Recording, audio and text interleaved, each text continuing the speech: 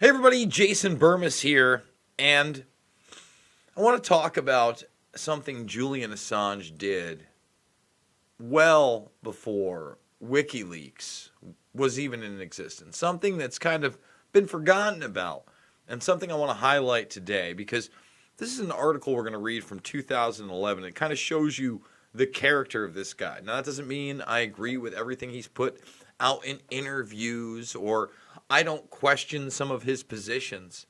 Surely I do. I know there are people that were mad about his quotes about 9/11. And I remember I also was upset about that. I've talked about how I was not in love with Alan Dershowitz being on his legal team at times. And we have in-depth videos about that. But when it comes down to it, the documents that we've seen that come out of WikiLeaks have been 100% verified and have exposed high crimes. Now, one of the things that I was not aware of, and I just came across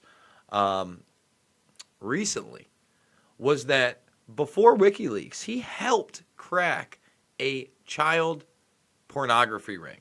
Now, this is 2011, so when they say nearly 20 years ago, it's closer to nearly 30 years ago now. Julian Assange used his prodigious computer skills to help the Victorian police catch online pedophiles. In previously unpublished material about Mr. Assange's early life in Melbourne that was released yesterday, lawyers for the WikiLeaks founder detailed how the budding computer hacker assisted local investigators to build 2 CP cases. Now, I want to talk about this for a second because there are a lot of people out there that have tried to dismiss or discount, for instance, the Franklin scandal or the Finders. And now we have yet another dump of FBI documents. Derek Brose of the Conscious Resistance came on the show a few months ago to talk about other documents that have been released by the FBI and then his on-the-ground research and interviews regarding the Finders. It's excellent stuff. Go to the Conscious Resistance if you want to see a really good summation of that. But the more and more we look into those incidents, there are actual big pieces of evidence that have been obfuscated from the public and distorted from reality. So when Julian Assange decided to put out an FBI document that was already there that described pedophile symbols, and then you had coded words in those WikiLeaks emails, and not so coded discussions about, say, Dennis Hassert, a.k.a. Old Denny, and going to an island somewhere after it was revealed by a judge that he was a serial pedophile. Actually, by that time, I'm not sure if the judge had labeled him that. He was just going to court, not for actually abusing children, but paying one of his victims off and then trying to set him up for extortion, when it was really the other way around. You know, he'd abused him and wanted him to not go to the police. It's appalling. So now you know that Assange early on, went after child predators, and then later on highlighted that with these WikiLeaks emails. So, really quickly, I wanted to highlight that we're not seeing this in the press. This was in November. This is barely, it's an opinion piece. I can't believe USA Today even allowed this almost a year ago now. Julian Assange does deserve a Medal of Freedom, not a secret indictment. It's not so secret anymore. It's an indictment, a 14-part indictment that criminalizes publishing material, that tries to say that man is a cyber terrorist and needs to spend the rest of his life in jail. He's not even a United States citizen.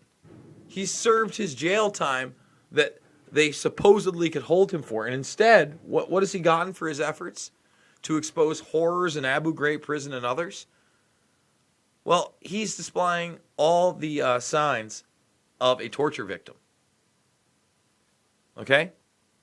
The whistleblower looked like a shadow of his former self when he stepped out into his first public appearance in months. He could barely say his own name. He couldn't remember how old he was. Okay?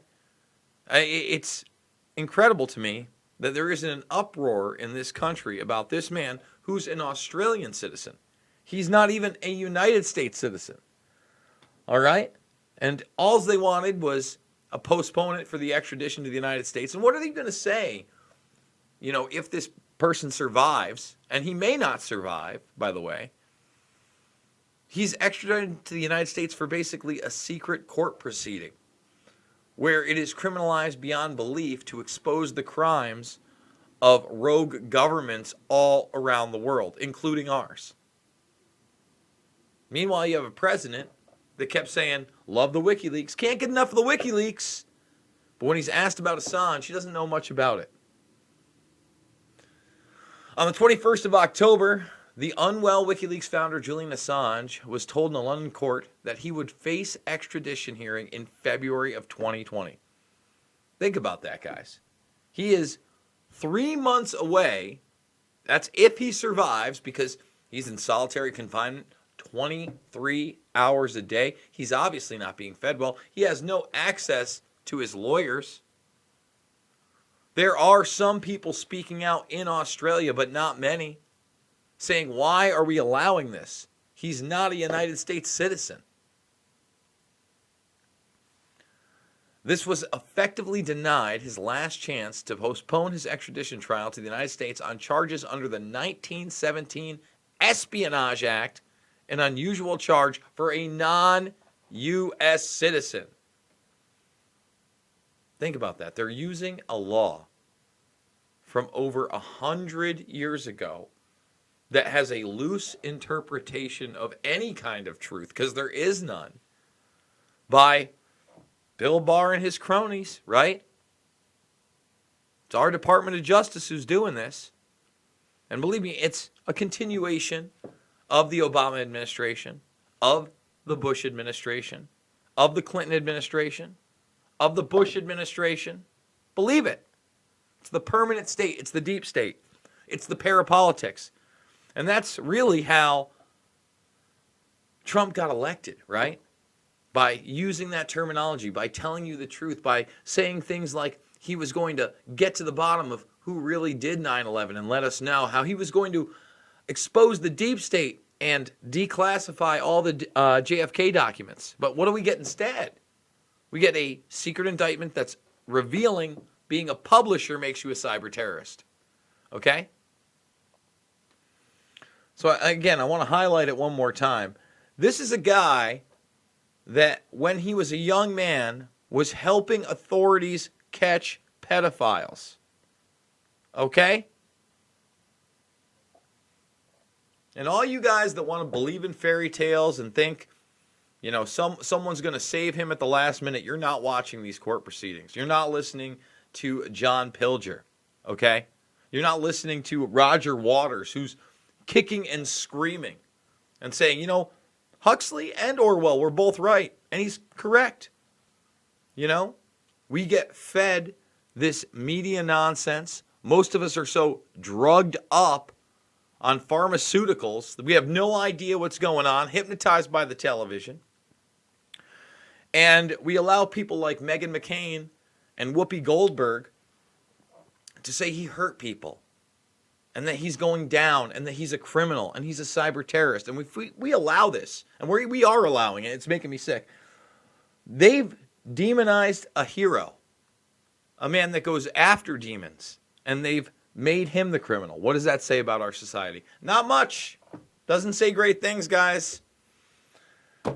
That being said, I'm doing it 3 to 7 times a day. I'm sorry I took the weekend off. I was out in Connecticut having a good time. Everybody needs a break once in a while. There is a time for entertainment. There is a time to relax, but it's not all the time. And, especially when we have such important issues going on. So thumbs this video up, share it with others. If you're not subscribed, now's the time to do it. Join the Burmis Brigade.